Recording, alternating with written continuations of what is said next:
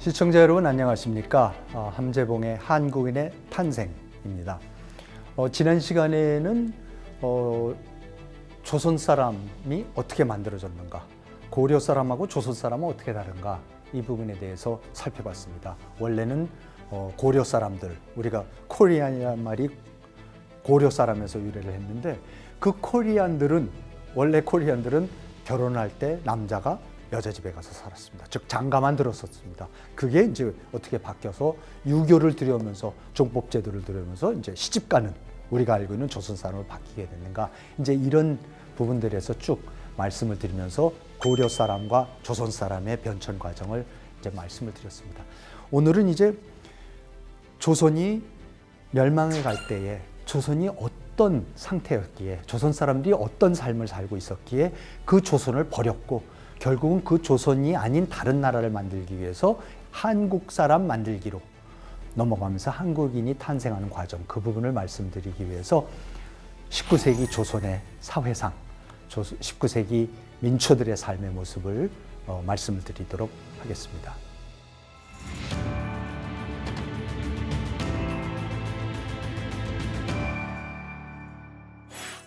지난 시간에 제가 조선이 망했을 때 조선 사람들이 나라를 뺏긴 것은 슬퍼했지만 조선이 사라진 거에 대해서는 슬퍼하지 않았다, 이런 말씀을 드렸는데, 사실 조금 어떻게 보면 받아들이기 힘든, 그리고 사실 어떻게 보면 이해하기도 힘든 그런 명제입니다.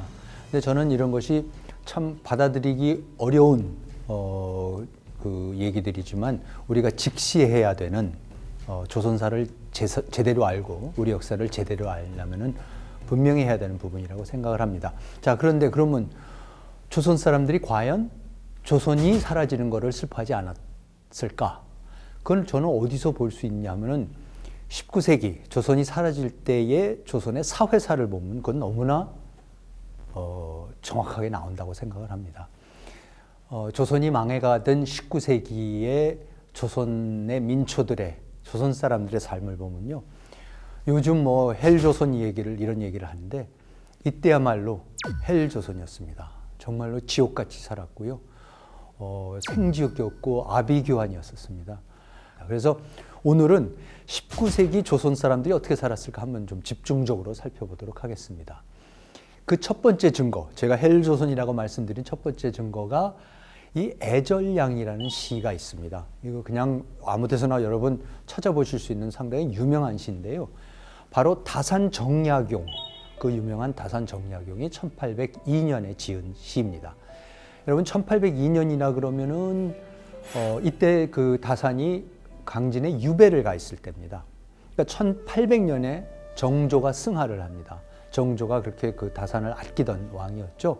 정조가 승하를 하고 이제 다산이 유배를 가는데, 그 유배지에서 어느 마을을 지나가는데 그 마을에서 어떤 안하기 여자가 그냥 그렇게 울부짖고 그야말로 신세 한탄을 하고 하는 모습을 봅니다. 그래서 다산이 가서 무슨 일이냐 하고 이제 물어보고, 그 물어본서 들은 내용을 이제 시로 옮긴 것이, 자기가 지은 것이 애절량입니다. 근데 여러분 제목이요, 애절량이라고 그러지 않습니까? 여기서 절량이 뭔지 아세요? 절이라는 건 자르다는 겁니다. 그리고 양이라는 거는 남자의 성기입니다. 그러니까는 남자가 자기 자신의 성기를 자른 거를 가지고 지금 이 아녀자가 유부녀가 소리 지르면서 이제 울부짖는 거였습니다. 그럼 한번 이 시를 앞부분만이라도 같이 한번 읽어보도록 하겠습니다. 노전마을 젊은 아낙 그칠 줄 모르는 통곡소리, 현문을 향해 가며 하늘에 울부짖길, 쌈터에 간 지아비가 못 돌아오는 수는 있어도 남자가 그걸 자른 건 들어본 일이 없다네. 시아버지는 삼상나고 애는 아직 물도 안 말랐는데 조자손 3대가 다 군보에 실리다니, 가서 아무리 호소해도 문지기는 호랑이요, 이정은 으르렁대며 마국간 소 몰아가고, 칼을 갈아 방에 들자 자리에는 피가 가득, 자식 낳아 군액당한 것 한스러워 그랬다네. 여기서 보시면 노전마을 젊은 아낙이 그칠 줄 모르고 이제 통곡합니다. 그래서 왜 그러냐 그랬더니 이럽니다. 쌈터에 간 지아비, 전쟁터에 끌려나가서 남자가 전사해서 못 돌아온다는 얘기는 들어봤지 않습니까? 그런데 남자가 자기의 성기를 자른다는 얘기 들어보셨소? 하고 정약용한테 이제 호소를 하는 겁니다.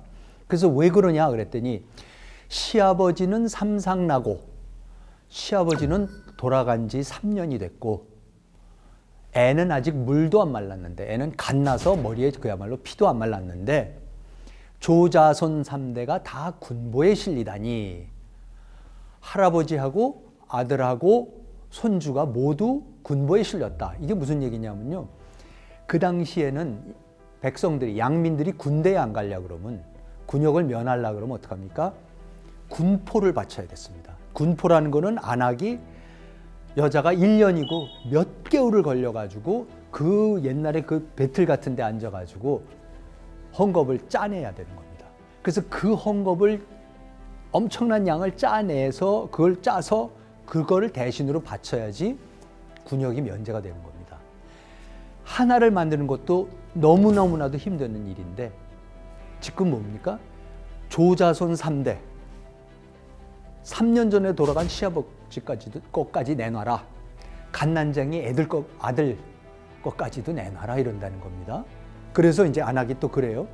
가서 아무리 호소해도 문지기는 호랑이요 이정은 으르렁대며 마국간 소 몰아가고 못 놓은 그 군포 3개 못 내놓겠으면은 소 내놔라고 소를 끌어간다는 거예요. 소가 뭐 몇 마리가 있겠습니까? 거의 유일한 재산이었겠죠 이 사람들한테. 그러니까 남자가 어떡합니까? 칼을 갈아 방에 들자. 칼을 갈고 방에 들어가서 내가 자식 낳아서 이런 횡행을 당한다. 그러면서 자기 성기를 잘랐다는 겁니다. 여러분 이게 당시 1802년이면 우리가 뭐 영종조 시대가 조선의 그래도 부흥 문익이었다, 부흥기였다 이런 얘기를 하는데 지금 정조가 승하한 지 2년 만입니다. 그런데 일반 백성의 삶이 이 정도면은요, 사실은 글쎄요, 영종조 시대에도 조선 사람들이 얼마나 잘 살았는지 솔직히 잘 모르겠습니다. 근데 이것만 보면은 참 처절한 삶이었습니다. 이거를 이제 삼정의 문란이라고 우리가 역사에서 배우는데요. 한 가지 더 이 당시 상황에 대해서 또 글이 남아있는 게 있는데 그거 한번 살펴보시겠습니다. 이거는 이제 1831년 지금 창원으로 추정이 되는 남지동이라는 데에 거기에 유둥열이라는 사람의 16살짜리 딸이 사연이 있어서 고을 사또한테 민원을 올린 게 있습니다. 그 내용을 한번 보시겠습니다. 저의 나이는 지금 16세로 어린 나이에 어미를 잃고 의지할 만한 족친이 없고 또 집안에 생활해 나갈 만한 재산이 없으며 다만 늙은 아버지가 있는데 모습이 마음이 아플 지경입니다. 급기야 연이은 흉년을 당하여 이리저리 동서로 떠돌며 구걸하여 음식을 얻어서 늙은 아버지의 거의 죽어가는 목숨을 가까스로 보존했습니다.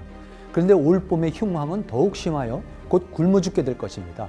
요즘은 이따금 슬프게도 부황이 나는 고할 데 없는 목숨이니 부녀가 함께 길거리에서 굶어 죽은 귀신이 될 것입니다. 저는 자매로 아버지를 구하는 것만 같이 못하므로 다른 사람의 집에 저를 팔기를 청하고자 했는데 그 사람이 또 제가 배신할 것이라고 의심하였습니다. 여기 보시면 자매, 한자를 보시면은 형제 자매의 자매가 아니라 뭡니까? 자신을 팔겠다는 겁니다. 자신을 팔아서 아버지하고 자기를 누가 좀 먹여 살려라도 달라. 자기를 노비로 팔겠으니까. 그랬는데 가서 팔기를 청하고자 했더니 그 사람이 못 믿겠다. 네가 나를 팔겠다 그래서 내가 너를 사준다고 돈을 주거나 이러면은 그러면 또 모른 척하고 나 그런 적 없다 그러고 입 싹 닫고 가면 어떡할 거냐 해서 안 믿는다는 거예요. 그래서 제가 늙은 아버지를 보양할 길이 없어 이에 슬프고 불쌍한 깊은 사정을 사또께 읍소하오니 통촉하신 후 몸을 팔아 구할하라는 뜻으로 입지를 작성해 주셔서 저의 한 몸이 아버지의 아사를 좌시하지 않도록 적선하는 처분을 내려주십시오. 그러니까 자기하고 자기 자신을 팔 테니까, 노비로 팔 테니까.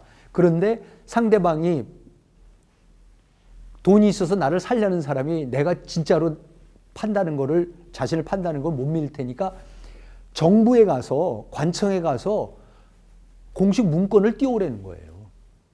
공증을 받아오라는 겁니다. 그래서 사또한테 와서 제가 정말로 이 사람한테 팔라 그러니까 좀 문서 좀 띄워주십시오. 그럽니다. 그랬더니 사또가 이렇게 답을 합니다. 들으니 심히 불쌍하다.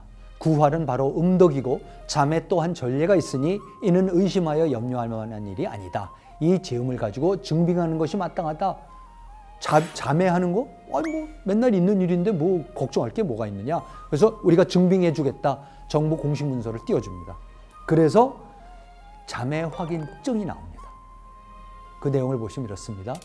이 명문하는 일은 제가 이번에 큰 흉년을 당해 춘궁이 심하여 부모를 살릴 길이 전혀 없으므로 만부득이 저를 전문 13냥으로 쳐서 수대로 받아 부모를 살리고 저를 위 사람에게 법률에 의하여 후 소생과 함께 관의 입지에 따라 영영 자매하니 뒤에 친족들이나 자손 중에 만약 잡소리하는 자가 있거든 이 문서를 가지고 관에 고하여 변정할 일입니다. 1837년 헌정 3년 2월 26일입니다.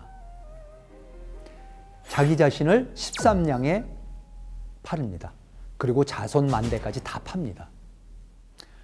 여러분 모르겠어요. 이런 얘기 들어보셨는지 모르겠지만 여러분 그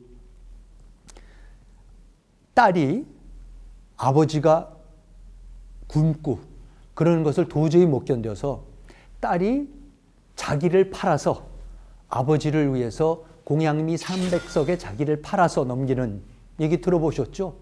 너무나 유명한 얘기 아닙니까? 바로 심청전입니다. 여러분 심청전에서 공양미 300석에 자기 자신을 팔아갖고 뱃사공들이 뭐 그죠? 풍랑을 잠재우려고 임당수에 가서 빠져서 죽지 않습니까? 그런데 여러분 이 얘기가 왜 나왔을 것 같습니까? 이게 그 당시에 이 심청전을 만들어내는 작가의 대단한 상상력에서 나온 얘기로 생각하십니까? 아닙니다.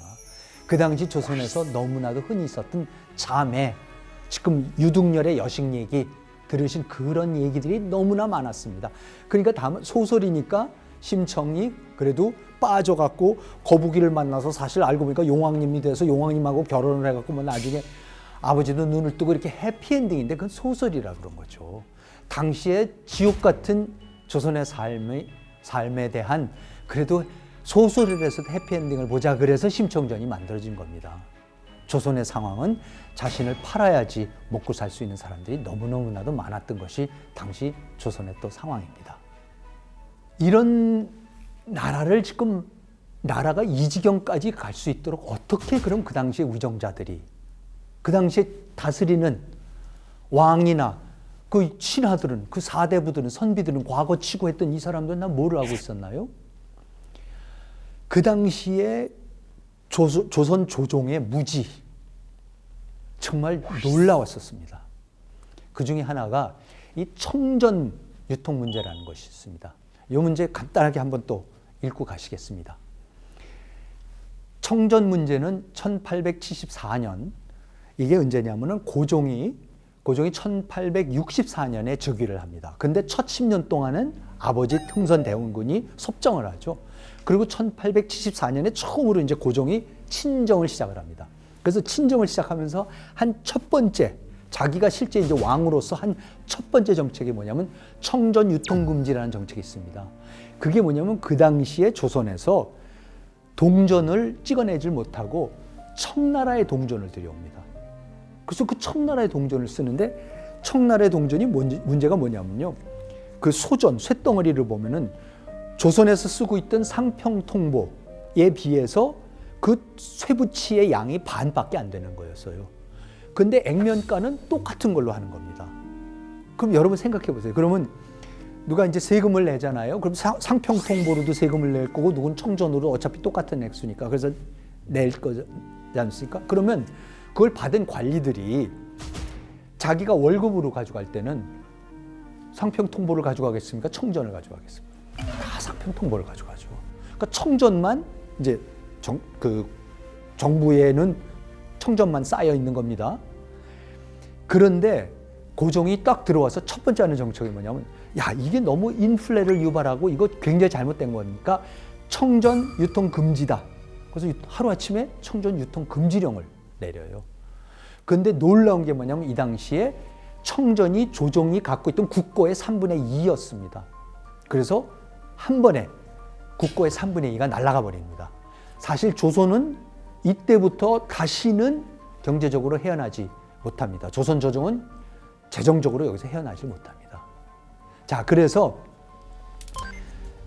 이런 부분이 있습니다. 유통금지령입니다. 청전을 당초에 통용한 것은 그렇게 하지 않을 수 없었던 일이었는데 지금에 이르러 돈이 천해지는 것이 하루하루 더 심해져 지탱할 수가 없다고 한다.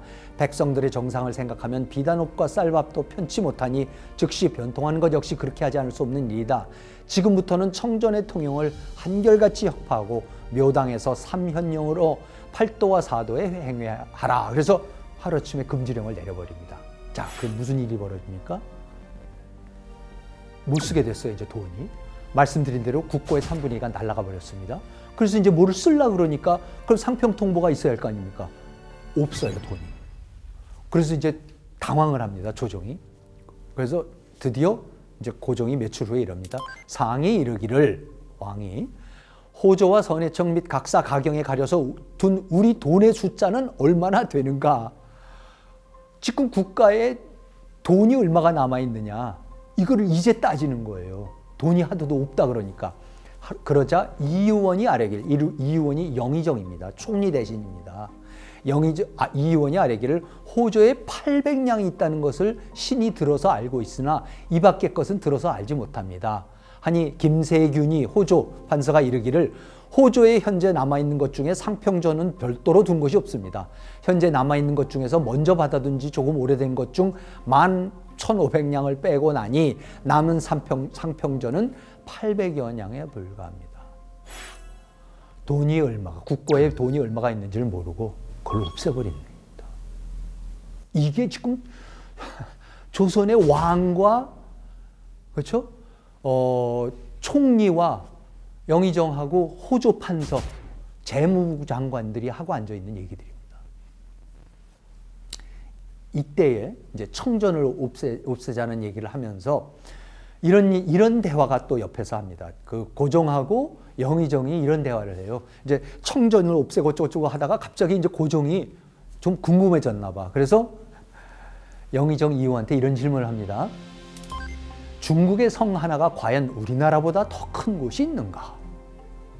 중국이 굉장히 큰 나라라 그러는데 그 중에 성 하나가 우리나라보다 더 큰, 조선보다도 더 인구가 많고 큰 데가 있느냐 하고 물어요. 그랬더니 영의정이 이렇게 대답을 합니다. 성에는 크고 작은 것이 있어서 비교해 논해서 답할 수가 없는데 지방이 광막하여 자세히 알 수가 없습니다. 이게 뭡니까? 전형적으로 답을 모르는 사람이 둘러대는 전형적인 답입니다. 지금 영의정이 이런 거를 모릅니다. 중국의 인구가 얼마나 되고 조선보다 큰 성이 있는지를 모릅니다. 여러분, 당시 청나라의 인구가 아무리 못해도 19세기 중반에 청나라 인구가 아무리 못해도 4억에서 4억 5천이었습니다. 조선의 인구를 아무리 많이 잡아도 1,500만이 안 됐습니다. 그러면 중국의 모든 성이 전부 다 당연히 조선보다 컸습니다. 그런데 이거를 지금 조선의 왕하고 조선의 영의정이 몰라요. 이게 무슨 서양의 무슨 나라가 어쩌고 영국, 독일 얘기가 아니라 그냥 조선이 떠받들든 그렇죠? 연행사, 사신들 맨날 보내고 칙사 들어오면 칙사 대접하고 끊임없이 배우려고 그러고 중국의 모든 거를 다 도입하고 했었던 바로 그 중국의 인구가 얼마가 되는지조차 뭐 정확한 숫자조차도 아니죠. 성 하나가 조선보다 큰 게 있느냐 없느냐를 지금 왕하고 영의정이 저런 대화를 나누고 있습니다. 조선의 지도층의 무지, 지배층의 무지 놀라웠습니다. 한 가지만 더 말씀드리겠습니다. 당대 최고의 학자, 조선 말의 최고의 학자 중에 한 사람이 화서 이항로입니다. 위정척사 사상을 만든 분입니다.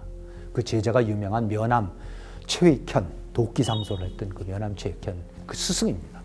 당대 최고의 학자입니다. 이분이 위정척사 사상을 만든 분이죠. 그러면 위정척사 사상이 뭐냐면 서양권은 무조건 배척하고 척결해야 된다. 천주교가 됐든 서양의 문물은 무조건 척결해야 된다 그랬습니다. 근데 저는 궁금해진 게 뭐냐면은 유교는요, 유교의 강점은 누구든지 가리킬 수 있다는 거예요. 우리가 우월하니까 다만 유교는 모든 걸 가리켜서 교화를 시켜서 문화, 그렇죠? 이 문명, 사문, 우리의 문명을로 받아들이게 해서 교육을 시키면 되는 거였어요.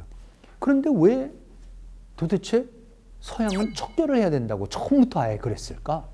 그러니까 청나라는 이미 1848년 아편 전쟁 때부터 개국을 다 했었고 여러 제꼈고 어쩔 수 없었지만 다 열어서 서양 문물을 받아들이고 있었고, 일본도 1853년에 일미 수호통상 조약, 해리스 조약을 체결해서 여러 제껴서 들어오기 시작하고 1868년부터는 아주 아예 근대화, 메이지 유신으로 들어갑니다. 그런 때였었는데 지금 조선의 최고의 학자는 왜 서양을 저렇게 척결해야만 된다고 생각했을까? 그래서 한번 화서집을 찾아봤습니다. 화서 이항로의 그 문집을 찾아봤습니다. 거기에 보면 서양에 대해서 화서가 무슨 생각을 했는지 정확하게 나오는 기술이 나옵니다. 한번 읽어보겠습니다. 서양을 천지대세로 말하면 서극의 숙살한 편기요 수국의 인갑과 동일한 유이다. 자, 서양을 이렇게 지도를 놓고 보면은 서극, 서쪽 끝에 숙살한 편기요, 살기 등등한 수국, 물의 나라의 인갑. 인갑이 뭡니까, 여러분? 거북이, 가재, 조개, 어패류라는 거예요, 어패류. 그래서 이 사람들은요, 수국의 사람들에서 물속에 살다가 뗏목 같은 게 있어서 가끔 지느러미를 말리려고 물 바깥으로 나와서 뗏목 같은 데 올라간대요. 그럼 올라가서 있으면은 보이는 게 광막한 하늘밖에 안 보이니까 이 사람들이 맨날 하나님, 하나님 그런다는 겁니다.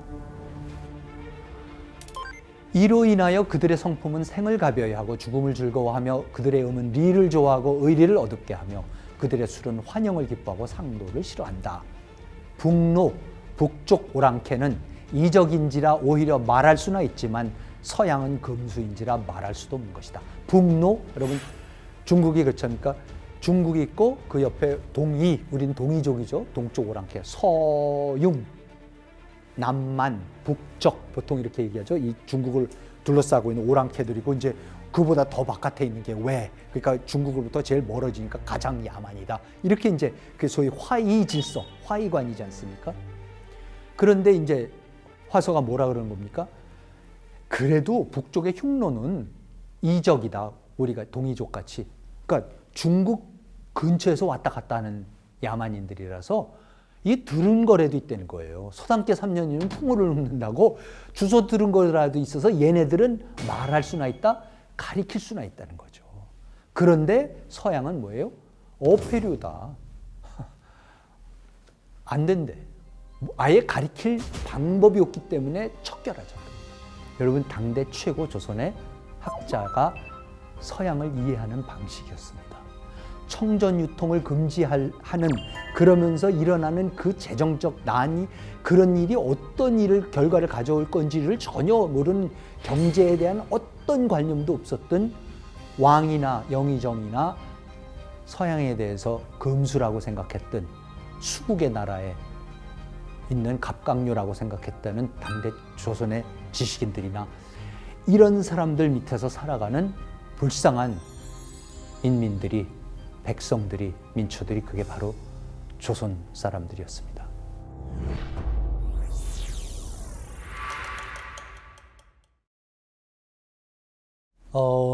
앞부분에서는 저희가 다산 정약용의 시라든가 그 유등열의 여식의 자매, 확인증 이런 걸 갖고 또 말씀을 드렸지만, 사실 우리가 19세기 조선의 사회상, 조선 사람들이 어떻게 살았는가를 알 수 있는, 제가 봐서는 정말 둘도 없는 자료, 가장 중요한 자료가 그 당시에 우리나라에 와 있던 선교사, 특히 19세기 초반에는 카톨릭, 천주교 신부님들만 와 계셨어요. 근데 이분들이, 여러분 생각해 보세요. 지난 시간에 제가 말씀드렸듯이 이승훈이 1784년에 중국에 가서 그 세례를 받아갖고 와서 이제 천주교가 퍼지기 시작했다 그랬는데, 서양에서는 19세기, 그러니까 1790몇 년도에 주문모 신부님이 왔다가 또 처형당하고 순교하고, 그러다가 결국 가서는 조선의 선교를 파리 외방선교회라는 데서 맡기로 했어요. 그래서 파리 외방선교회에서 1820년대부터 본격적으로 신부님들을 보냅니다. 그 수십 명을 파견을 합니다. 그래서 이분들이 프랑스의 정말 최고 집안 자제들로 나와서 최고의 교육을 받고 사제가 돼 갖고는 조선에 와서 몰래 숨어 들어와서 조선에 가장 어렵게 사는 사람들한테, 여러분 생각해 보세요. 이분들이 조선 말을 배워서 그 조선 사람들한테, 그 가장 가난하고 찢어지게 핍박당하고 있는 사람들한테 가갖고는 조선 말로 선교를 해서, 그렇죠? 그 사람들을 개종을 시키고 또 교육을 시키고 무슨 아프면은 고쳐주기도 하고 이제 이런 거를 하는 거죠. 그래서 근데 이때에 와서 이분들이 와서 선교 활동을 하면서요, 매일같이 보고서를 써야 됐습니다. 그래서 이 매일같이 보고서를 쓰는데 그 보고서를 써가지고는 그거를 이제 파리의 본부에다 전달을 해야 되잖아요. 그러니까 어떻게 전달하는지 아세요? 그거를 적어가지고 카톨릭 신자한테 주면은 그 천주교 신자가 그거를 가지고 서해안으로 가서 어부 중에 천주교 신자 어부한테 주면은 그 어부가 배를 지어서 서해 한복판으로 가면은 중국에서 카톨릭으로 개종한 중국 어부가 또 배를 타고 와서 서해 한복판에서 접선을 해서 그걸 받아가지고 마카오나 홍콩으로 가서 그게 파리로 전달이 되는 겁니다. 그럼 파리의 외방선교회 본부에 그 보고서들이 차곡차곡 쌓이는 거죠. 그거를 달레 신부라는 분이, 실제로 조선에는 와본 적이 없는 신부님인데, 이분이 그 자료들을 찾아서는 세상에 이런 보물이 있냐 그래서 그거를 정리해서 쓴 책이 지금 한국 천주교회사라고 해서 1, 2, 3권으로 나와 있는 달레 신부의 책입니다. 그 책을 보시면요, 저는 그렇게 생각을 해요. 이때 와서 숨어서 저렇게 살던 신부님들, 이분들이 특파원들입니다, 여러분. 저런 특파원들이 없습니다. 현지어 완벽하게 알고 풍습 다 알고 그러면서 그 낱낱이 현실을, 상황을 적어보냅니다. 자, 그러면 그 중에 하나만 우선 보여드리려면, 이게 W 주교라는 분이 와서 끊임없이 보냈던 보고서 중에 하나입니다. W 주교라는 분도 중산층 아주 괜찮은 집안에서 태어나서 교육 정말 잘 받고는 이제 건너옵니다. 1818년생인데 1846년에 조선에 오니까 어떻게 되는 거죠? 28에 건너옵니다. 그리고 1866년 병인박해 때 순교하십니다. 48에. 이분이 이제 써놓은 보고서들 중에 하나입니다. 정직한 관리란 조선에서는 거의 알려지지 않은 존재다. 가난한 사람들은 가여운 삶을 산다. 그들은 정기적으로 세금을 내야 할 뿐만 아니라 관리, 밀수꾼, 경찰, 군인, 여기에 매년 겨울과 봄이 되면 출몰하는 도적대에게 돈을 바쳐야 한다.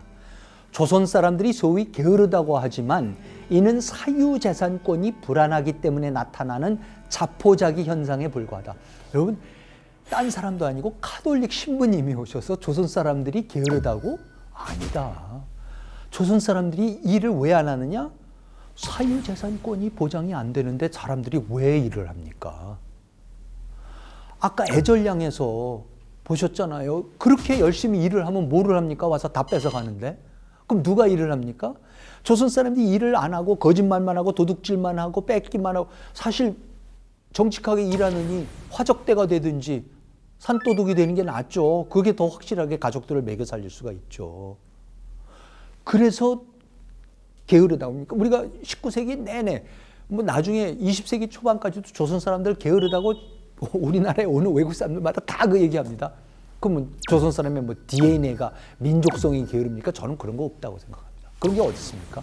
민족성이 문제가 아니고 DNA가 문제가 아니에요.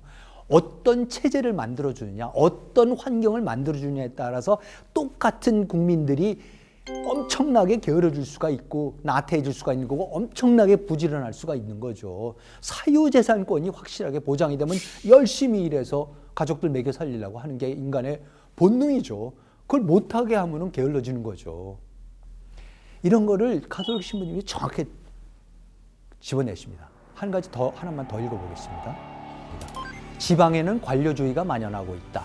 수없이 많은 집권남용이 자행될 뿐만 아니라 모든 중앙정부 체계는 집권남용에 핵심 부서로서 밑도 끝도 없는 부패의 바다여서 모든 산업에서 활력을 뺏어가는 착취 기관일 뿐이다. 관직과 재판의 판결을 마치 상품처럼 사고 팔 수 있으며 정부는 빠른 속도로 쇠퇴해 있기 때문에 오직 뇌물만이 살아남을 수 있는 원리가 되고 있다. 조선의 정부는 도둑질을 위한 장치에 불과했다. 여러분, 세금이라는 거가요. 세금이라는 건 이런 겁니다. 의식주를 다 해결을 하고 자식들 교육시킬 돈도 좀 있고 아프면 병원 가서 약 사 먹을 돈도 있고 그리고 가끔 다 쉬려고 무슨 여행도 가고 할 돈이 있고 그러고 나서 남아서 내는 것이 세금입니다. 여러분, 그런데 애절량 같은 데에서 의식주가 해결이 안 되는데 와서 세금이라고 바치잖아요. 여러분, 그건 세금이 아니에요. 그 말이 좋아 세금이죠. 세금이 아니라 뭡니까? 그게 수탈입니다. 그게 착취입니다. 아무리 세금이라고 이름을 붙여도 의식주 해결 안 되는 백성들로 와서 한테 와서 소 뺏어가고 못 뺏어가고 하면 그건 수탈이죠. 그래서 정확하게 그걸 지적을 해내고 있는 게 이런 그 당시에 와서 있었던 진짜 제 표현으로는 특파원 역할을 하고 있던 신부님들의 보고에 정확하게 나와 있습니다. 그 당시 조선 사람들이 어떻게 살았는지 아세요? 그 당시 와갖고 이 지금 읽어드릴 부분은 비숍 여사라고 이사벨라 버드 비숍 여사라고 1894년에 아까 이제 달래 신부님보다 한 40년 후에 온 분이죠. 갑오경장 전후로 해서 갑신정변 갑오경장 전후로 해서 왔던 분인데 와서 이제 한국을 보고서 다 여행을 하고 만주까지 여행을 다 해보고 쓴 책이 이제 조선과 그 이웃들이라는 아주 유명한 책이 있습니다. 거기에 보면은 그때 서울에 와서 이분이 서울을 보고서 쓴 내용입니다. 좁고 더러운 골목들이 집이나 기와로 만든 지붕을 얹은 낮은 토방집에 둘러싸여 있는 것을 볼 수 있었다. 단층 이상의 집들이 하나도 없었기에 사람들은 흔히 한양이 거대한 버섯굴락같이 생겼다고 합니다. 여러분, 그 당시에 사진을 보시면요, 진짜 무슨 경복궁 같은 거야 기와집 하나 있지만 나머지는 전부 다 초가집입니다. 서울 한복판이. 그럼 멀리서 보면 정말로 버섯굴락같이 생겼었습니다. 대부분의 집들은 방이 하나밖에 없으며 부엌으로 사용되는 창고 같은 것이 하나 있을 뿐이다. 이런 집에는 대부분 창이 없으며 있더라도 아주 작은 것이 하나 있을 뿐이고 창이나 문은 유리가 아닌 종이로 발라져 있다. 이 문들은 보통 매우 낮고 좁아서 작은 여자도 들어가기 위해서는 몸을 구부려야 했다. 그리고 방 안에서도 중앙에 천정이 제일 높은 곳을 제외하고는 허리를 펴고 설 수 없었다. 말할 필요도 없이 이 집들과 관련된 모든 것은 겁날 정도로 비위생적이고 대부분은 더럽고 해충이 득실거린다. 모든 하수는 모두 길 양옆에 파여있는 말할 수 없이 더러운 도랑에 버려진다. 조선에서 왕궁이라고 불리는 것은 파리에 좀 넉넉히 사는 연금 생활자라면 살려고 하지 않을 초라한 집들이다. 그리고 외국 사람들이 와갖고 서울에 와서 느끼는, 한양에 와서 느끼는 게 깜짝 놀라는 게 있습니다. 여러분, 우리가 도시라 그러면요, 도시가 뭡니까? 공원도 있고, 뭐 도서관도 있고, 우리 지금 서울뿐만 아니라 한국의 모든 도시는 다 뭐 어디 산에 가면 둘레길 있고, 뭐 올레길 있고, 얼마나 공공장소가 쉴 수 있는 천변, 강변마다 기가 막힌 산책로 만들어 놓고 자전거 달리는 길 만들어 놓고 그게 도시입니다. 그런데 여러분, 한양에, 조선의 수도인 한양에 그런 거 있다는 거 들어보셨습니까? 극장, 도서관, 공원 없었습니다. 이사벨라 버드 비숍 여사가 와서 쓴 책 중에 아까 말씀드렸던 그 조선과 그 이웃들이라는 책에 이런 부분이 나옵니다. 한양에는 예술품이 없으며 골동품이 드물고 공원도 없다. 왕의 거둥 이외에는 볼만한 것이 없으며 극장도 없다. 그러니까 왕이 행차 가끔 다 할 때 그게 유일한 구경거리랍니다. 다른 도시가 가지고 있는 매력이 한양에는 없다. 한양은 유서 깊은 도시이지만 유적도 도서관도 문학도 없으며 최근에는 종교에 대한 무관심이 어느 때보다도 심하여 사원을 남겨놓지 않았다. 반면에 아직도 조선 사람을 사로잡고 있는 미신 때문에 묘비 하나 남은 것이 없다. 그러니까 뭐 서양에 가면은 뭐 큰 도시에 가면은 무슨 누구의 뭐 유명한 작가의 묘도 있고 뭐 묘비들도 있고 뭐 로마 시대의 묘도 있고. 그때 조선에는 미신 때문에 사대문에는 묘비 하나 있을 수가 없었죠. 전부 다 바깥에만 만들어 놓을 수가 있었습니다. 근대 도시의 모습이라는 건 전혀 찾아볼 수 없어요. 자, 그러면 조선 사람들이, 한양의 시민들이 어디로 갔겠습니까? 놀러? 갈 데 없습니다. 죽으라고 일만 하고 저 시궁창 같은 데서 살았었습니다. 여러분, 이게 정확한 조선의 실상이었습니다. 19세기 조선이, 19세기 헬조선이 이랬습니다. 여러분, 왜 조선이 사라지는 것을 조선 사람들이 슬퍼하지 않았는가? 이제 좀 이해가 되시는지 모르겠습니다. 오늘 제가 말씀드린 거는 극히 일부분의 자료에 불과합니다. 이런 자료 너무너무나도 많습니다. 다만 우리가 왜 그런지 몰라도 우리가 이런 거 공부 안 합니다. 가르쳐 주지도 않습니다. 그렇지만 조금만 찾아서 들여다보면요, 조선이라는 시대가 얼마나 처참했고, 조선 사람들, 글쎄요, 왕실 사람들 몇 명하고 아주 대단한 권문세가 4대 부들 몇 사람들은 뭐 그런 게 좋은 세상이라고 생각했을지 모르겠지만 90% 나머지 인구를 수족같이 부릴 수가 있어서 그런지 모르겠지만은 그 90% 이상 되는 조선의 백성들한테는 정말 지옥 같은 세상이었었던 것은 분명합니다. 그 당시에 외국 사람들이 또 와서 조선의 교육 환경에 대해서 얘기했습니다. 유교가 도대체 어떻게 교육을 하고 있었는가, 조선이. 이것도 버드 여사의 얘기인데 한번 읽어보겠습니다. 조선의 교육은 지금까지 애국지사와 사상가, 정직한 사람을 양성하는 데 실패하였다. 지금까지의 교육은 다음과 같이 진행되었다. 일반적인 조선의 학교에서는 학생들이 중국 책들을 앞에 펴놓은 채 바닥에 앉아서 상반신을 양옆으로 또는 앞뒤로 격렬하게 흔들면서 새벽부터 저녁 때까지 가장 큰 소리와 가장 높은 소리로 중국 고전들을 외우거나 낭송하고 중국 글자들을 쓰면서 자신들의 머리를 중국의 현인들과 신화와 같은 얘기들로 채우고 있다.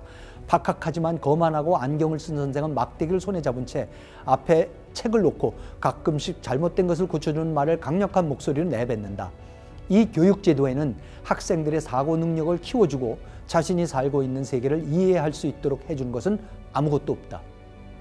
편협함, 판에 박힌 자만심, 오만함, 거짓, 노동을 천시하는 잘못된 자존심, 관대한 공공정신, 사회적 신의를 파괴하는 이기적인 개인주의, 2000년 된 관습과 전통의 행동과 생각이 모두 노예처럼 매여있는 좁아터진 지적인 지평, 얕은 도덕성, 모욕적이라고 볼 수밖에 없는 여성에 대한 평가, 이런 것들이 조선 교육의 산물이다라고 서양 사람들이 와서 얘기를 합니다. 이게 19세기 조선입니다. 한문 교육만 받았고 중국 문학만 배우고 중국의 위인들에 대해서만 배우고 중국의 철학, 여러분 사서삼경 중국 겁니다. 퇴계, 율곡, 정다산 중국말로 했어요. 한문으로 철학했습니다. 그 철학이 조선의 철학입니까? 중국의 철학입니다. 그러면 조선의 문학은 뭐였습니까? 심청전 이런 거죠. 뭐 그냥 민간의 전의 구전으로. 그거를 공부하는 사람이 있습니까? 그거를 책으로 만들어서 가리키는 사람이 있었습니까? 그런 거 없었습니다. 그러니까 서양 선교사들이나 이런 사람들이 와서 딱 조선에 와서 상황을 보고는 분명히 조선 말이 있는데, 근데 이 사람들이 정부에서 쓰는 모든 공식 문건, 모든 기록, 지식인들이 읽는 모든 책, 그 사람들이 뭐 예를 들어서 뭐 술을 마시고 기분이 나갖고 읊는 시조차도 전부 다 한문입니다. 전부 다 중국 거예요. 그럼 이게 도대체 조선 거는 어디 있냐? 그럼 조선 게 왜 있냐? 없다는 거죠. 그래서 이런 거를 그 사람들의 입장에 와서 보면은 정확히 보이는 거죠. 조선 건 없고 중국 것만 하고 있구나. 그 부분에 대한 인용문, 그 글 하나만 또 인용을 하고 넘어가겠습니다. 엄격하게 말하자면 조선 특유의 문학이란 존재하지 않는다. 미녀나 옛날 얘기, 여자들과 아이들을 위한 소설 몇 가지를 제외하고는 모두 중국식 사고의 틀 안에서 중국 문자, 한문으로 표현되어 있다. 배움 또는 교육은 조선어와는 무관한 개념들이다. 조선어는 원시적인 수준에 머물러 있다. 유명한 작가나 시인들은 자신들의 언어를 사용하지 않았다. 한양에는 2개의 책방이 있는 것으로 알려져 있는데 거기에서는 중국어 서적밖에는 팔지 않는다. 조선어로 된 인쇄물은 찾아볼 수 없다. 조선어라는 것이 한문, 한글, 우리가 그 당시에 언문이라고 했던 거고 나중에 우리가 한글이라고 하는 훈민정음, 세종대왕이 만든 훈민정음은 안 썼습니다. 조선시대 내내 안 썼습니다. 왜냐하면 소위 배운 사람은 조선 고유의 문자로 쓰여진 것은 천한 것으로 간주하기 때문이다. 그런 사람들은 대개 중국식 교육에 푹 빠져 자신의 나라의 표음 문자, 글에 대해서는 무지하다. 언문이라는 거 쓰지 않았었습니다. 당시 의료 상황이 어땠는지요? 헬조선의 의료 상황이 어땠는지 이 부분은 스크랜턴, 1885년에 입국하는 스크랜턴 의사, 어머니 메리 스크랜턴이랑 같이 들어와서 어머니 메리 스크랜턴이 이제 이화학당, 이화대학을 만드는 분이지만 그 아드님은 이제 그 의사였습니다. 이분이 당시 의료 상황을 이제 진료를 시작하면서 조선 사람들에 대한 치료를 시작하면서 쓴 얘기입니다. 여기 조선에서는 집안에서 운명하지 못하는 것을 대단한 불행으로 여기고 있습니다. 그런데 하인 같은 사람들이 회생 불가능한 병이 들거나 전염병에 걸리면 성 밖으로 추방되어 지프로 만든 움막 안에서 혼자 살도록 버리는데 이런 가련한 병자들에겐 집조차 제공되지 않습니다. 이런 식으로 버림받기 때문에 사망률이 더 높아진 것으로 확신합니다. 조선에는 이런 환자들을 돌볼 만한 자선기관이 거의 없는 형편이라 환자들이 살아날 가능성은 희박합니다. 한양 성문 밖 어느 곳을 가보든 언제나 이처럼 버려진 환자들을 수백 명씩 발견할 수 있습니다. 그러니까 이분들이 와서 광해원을 만들고 보구여관을 만들고 시병원을 만들고 동대문병원을 만들면서 정부 보고는 건물만 달라. 우리가 의료비랑 우리 월급 다 필요 없으니까 건물만 주면은 이 가난하게 버려지는 사람들을, 왜냐면 부자들이나 사대부들은 의사가 왕진을 가면 됐거든요, 집으로. 근데 이 사람들은 버려지거든요, 병원이 없으니까. 그렇게 해서 치료를 하기 시작해서 만들어지는 것이 우리나라의 근대 병원들입니다. 이 조선의 여성들은 특히, 그러니까 우리가 무슨 뭐 사대부들이 있고, 그리고 중인들, 무반들, 서얼들, 뭐 평민들 이렇게 다 있지 않습니까? 다 차별받는 사람들이에요. 천민들, 여성들 상상을 초월하는 차별을 받았습니다. 그때에 이사벨라 버드 비숍 여사나 언더우드 목사 부인이나 수많은 의사 그 간호사로 왔던 서양 여성들이 조선의 여성들을 봤을 때에 정말 얼마나 처참해하고 슬퍼했는지 모릅니다. 그 중에 한두 개만 읽어보겠습니다. 아시아의 다른 나라들에서와 같이 조선에서도 풍속이 무섭게 부패해 있으며 그 필연적인 결과로 여성의 보통 처지는 불쾌하리만큼 천하고 열등한 상태에 놓여 있다. 여자는 남자의 반려가 아니라 노예에 불과하고 쾌락이나 노동의 연정에 불과하며 법률과 관습은 여자에게 아무런 권리도 부여하지 않고 말하자면 아무런 정신적 존재도 인정하지 않는다. 남편이나 부모의 지배 아래에 있지 않는 여자는 누구나 주인 없는 짐승처럼 먼저 차지하는 사람의 소유물이 된다는 것은 널리 인정되고 법정에서도 공인된 원칙으로서 논박하려고 생각하는 사람은 아무도 없다. 여러분, 여기 지금 방금 남편이나 남편이나 부모의 지배 아래에 있지 않는 여자, 누구나 짐승처럼 데려가는 사람이 차지다. 이게 무슨 얘기인지 아세요, 여러분? 이게 보쌈이에요. 이게 보쌈해 간다 그러잖아요. 과부가 있으면 보쌈해 간다. 여자가 있으면 아무 남편도 없고 부모도 없으면 그냥 데려가서 살아요. 저는 어렸을 때 이거 보쌈이 무슨 굉장히 아름다운 풍습인 줄 알았어요. 이거 뭐 연속국도 만들고 이런 것 같고. 아니에요. 그냥 데려가서 살면은 관가에 가서 고발해도 뭐 어쩔 수 없는데 어떻게 하냐. 이렇게 서양 사람들이 봤을 때는 이건 있을 수가 없는 일이 되는 거죠. 이런 얘기도 있습니다. 가정의 행복은 아내가 구할 수 있는 것이 아니다. 조선 사람은 집, 하우스는 있으나 가정, 홈은 없다. 남편은 아내와 떨어져서 기거한다. 부부 사이의 우정과 같은 관계나 애정 표현 같은 것은 없다. 남자의 즐거움은 여자친구나 기생을 통해서 얻어진다. 우리는 아내와 결혼하지만 첩과 사랑을 나눈다라고 이야기한 조선 양반의 표현으로 그들의 결혼 관계를 간략하게 요약할 수 있다. 이것이 당시 조선의 여성들의 처지였습니다. 여러분, 이 사진을 보시면은요, 저는 여기에 나오는 아이를 업고 있는 저 여성은 제가 봐서 20살 안 됐습니다. 지금 저 노인들 맨발로 서서 저러고 있는 저 할아버지 할머니 같은 분들 제가 봐서 50 절대 됐을 리가 없습니다. 여러분, 조선 시대에 평균 수명이 얼마였는지 아세요? 보통 우리가 조선 사람들이 몇 살까지 살았을까? 그러면 대략들 그래도 40까지는 살지 않았을까? 40까지는 살지 않았느냐? 많은 분들이 그렇게 답을 하세요. 그런데요, 아닙니다. 19세기 조선 사람들의 평균 수명, 그것도 남성 기대 수명 23이었습니다, 여러분. 23세였습니다. 18세기, 19세기 조선 양반의 기대 수명이 25이었고요. 20살 때까지 살아난 사람이 그러면 언제까지 더 살 것 같으냐? 20대까지 살아남았던 사람이 기대 수명이 18세기에는 35세였고 19세기에는 31세입니다. 여러분, 조혼이라는 풍습이 있었지 않습니까? 저희 외할머니, 외할아버지도 아마 외할아버님이 15, 외할머니가 16이가 17에 결혼하셨어요. 그럼 조혼 풍습이 왜 있는지 아세요, 여러분? 23살까지밖에 못 사니까 그렇습니다.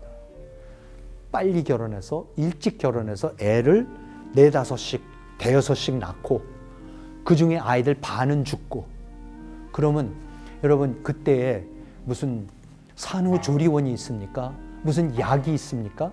그럼 여성이 아이를 하나 낳고 둘 낳고 셋을 낳는데 비타민도 없고 아무것도 없는 상황에서 무슨 비타민 고사하고 치약 칫솔이라는 것도 없고 비누도 없고 아무것도 없는 상황에서 아이들 서너 낳고 그러면요, 이 다 빠지고 머리 다 빠집니다. 그렇게 죽어라고 일을 하다가 그러다가 23, 25 되면 죽는 겁니다. 여러분, 조선에 왕이 28명이 있었는데 조선의 왕의 평균 수명이 얼마인지 아세요? 41입니다. 조선에서 제일 좋은 집에 살면서 제일 좋은 옷 입고 제일 좋은 음식 먹고 제일 용하다는 의사들 진료받고 하면서 살았던 사람들이 41살밖에 못 살아요. 그나마도 제가 봤을 때는 영조가 그래도 80까지 살아준 덕분에 그나마 평균이 올라갔습니다. 영조는 어머니가 무술이라서 그야말로 천민 출신이라서 건강한 DNA를 받아서 그나마 살았던 것뿐이지. 저렇게 처참한 삶을 살았던 게 조선의 분명한 현실입니다. 조선이 멸망하는 것을 조선 사람들이 슬퍼하지 않았다는 거, 여러분 이제 좀 이해가 되시는지 모르겠습니다.